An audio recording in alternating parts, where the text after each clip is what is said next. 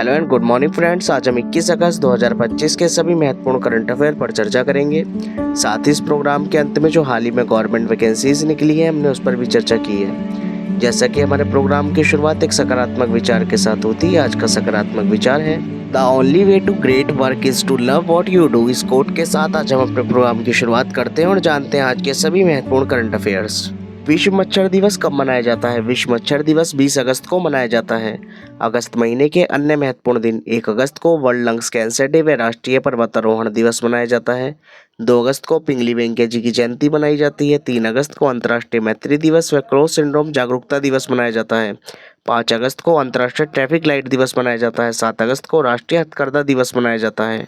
10 अगस्त को नागासाकी दिवस, विश्व जैव ईंधन दिवस व वर्ल्ड लोयन डे मनाया जाता है। 12 अगस्त को अंतर्राष्ट्रीय युवा दिवस मनाया जाता है। 14 अगस्त को विभाजन विभीषिका स्मृति दिवस मनाया जाता है। 15 अगस्त को स्वतंत्रता दिवस मनाया जाता है। 18 अगस्त को स्वाधीनता दिवस मनाया जाता है। 19 अगस्त को विश्व मानवतावादी दिवस व 20 अगस्त को भारतीय अक्षय ऊर्जा दिवस मनाया जाता है।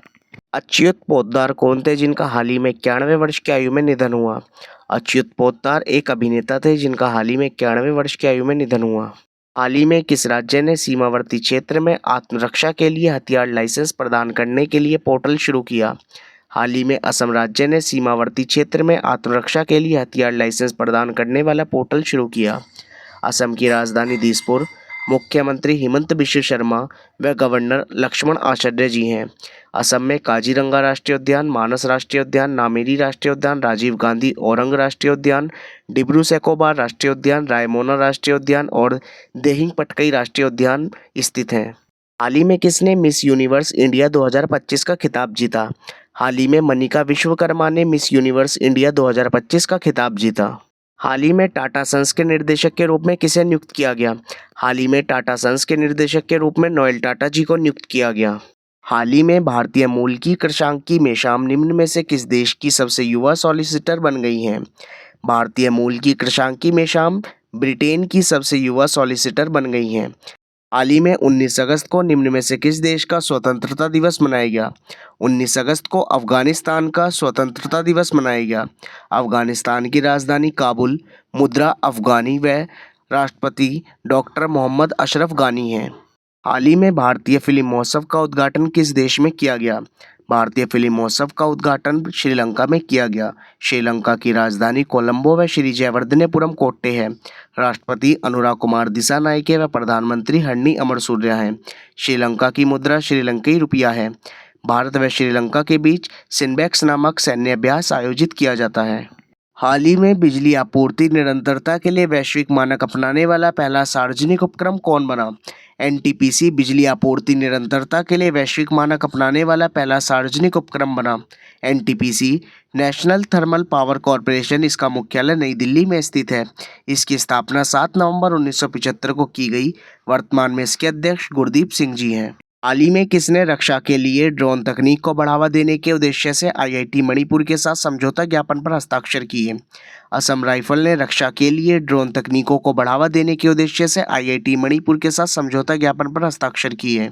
हाल ही में आयोजित एनएसडब्ल्यू स्क्वैश मेगा ओपन 2025 का खिताब किसने जीता?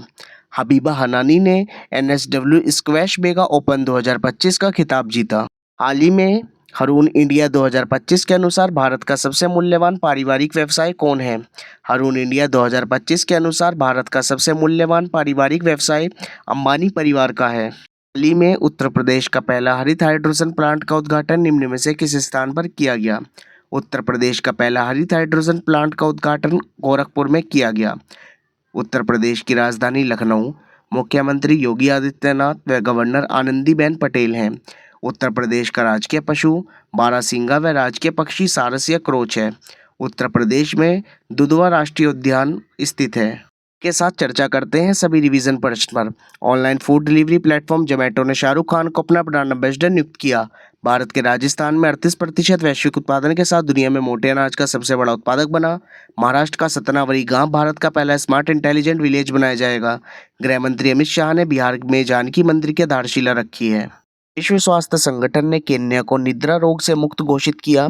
मुक्केबाज हिरोमासा ओरुकवा का हाल ही में निधन हुआ। स्थानीय न्याय में महिलाओं को सशक्त बनाने के लिए पहले अम्मा सम्मान दिवस पर नारी अदालत की शुरुआत सिक्किम राज्य में की गई। बाय द कॉन्स्टिट्यूशन मैटर नामक किताब 50वें मुख्य न्यायाधीश DY चंद्रचूड़ जी द्वारा लिखी गई। भारतीय सेना ने हिमाचल प्रदेश में सूर्य द्रोणानाथन 2025 नामक ड्रोन प्रतियोगिता शुरू की। महाराष्ट्र ने सोशल मीडिया के दुरुपयोग पर नजर रखने के लिए गरुण दृष्टि नामक पहल शुरू की। जुलाई 2025 के लिए ICC पुरुष player of the month Shubman Gill Bharat व सोफिया डकले इंग्लैंड ICC महिला प्लेयर ऑफ द मंथ चुना गया। उड़ीसा राज्य ने हाल ही में आधिकारिक संचार में हरिजन शब्द के प्रयोग पर प्रतिबंध लगा दिया। उड़ीसा राज्य ने माधुरी दीक्षित को हथकरघा उद्योग का ब्रांड एम्बेसडर नियुक्त किया। अमेरिकी अंतरिक्ष यात्री जिम लेवेल का 97 वर्ष की आयु में निधन हो गया। 15वीं जूनियर राष्ट्रीय महिला हॉकी चैंपियनशिप का खिताब झारखंड राज्य ने जीता। डॉक्टर वेस पेस हॉकी के प्रसिद्ध खिलाड़ी थे जिनका 80 वर्ष की आयु में निधन हुआ। टाटो द्वितीय नामक जल विद्युत परियोजना को अरुणाचल प्रदेश राज्य में मंजूरी दी गई। अमेरिका और दक्षिण कोरिया देश के बीच उल्ची फ्रीडम सैन्य अभ्यास किया जाएगा। अंतरिक्ष खनन एवं धातु परिषद में शामिल होने वाली पहली भारतीय कंपनी हिंदुस्तान जिंक लिमिटेड बन गई। कॉन्स्टिट्यूशन क्लब ऑफ इंडिया का सचिव राजीव प्रताप रूडी जी को नियुक्त किया गया। अब चर्चा करते हैं आज के अभ्यास प्रश्न पर। हाल ही में किसने मिस यूनिवर्स इंडिया 2025 का खिताब जीता? A. मानकी विश्वकर्मा, B. अंकिता मेहरा, C. राखी रानी, D. निम्न में से कोई नहीं। अब हम चर्चा करते हैं अपने गवर्नमेंट वैकेंसीज के सेगमेंट पर। पहली vacancy SBI state bank of India clerk की निकली हुई है, जिसकी लास्ट एप्लीकेशन डेट 26 अगस्त है। इसमें 6500 प्लस पोस्ट हैं।